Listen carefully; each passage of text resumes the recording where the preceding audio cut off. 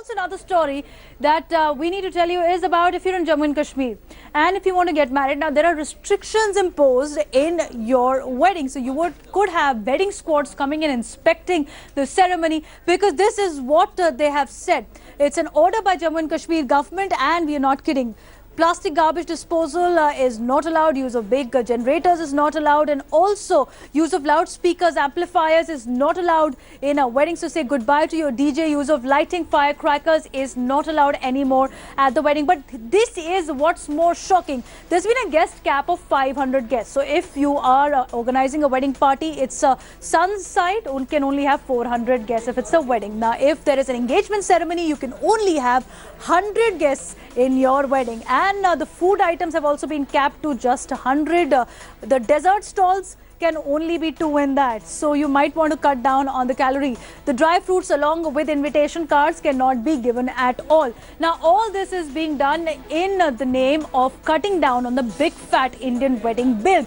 Let me go across to my colleague Shuja. Shuja, how is this order being taken? First of all, how are the people reacting to it? And second of all, is it even implementable? Because who's going to go and check at each and every wedding stall whether it's followed in toto?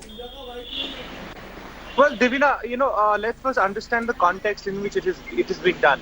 There has been a raging debate in Kashmir Valley and other parts of the state that, of late, because of the kind of extravaganza and the way, expenditures are made on events like weddings, the trend has become such that others who do not have the means of doing it are forced into it to follow these customs. This is why many representations were made to the government in past as well. And now this decision seems to have been taken in the light of that. Divina, one has to remember that officially the state of Jammu and Kashmir has become the first one to have a guideline, a rule book of a sort, governing, such parties and official functions.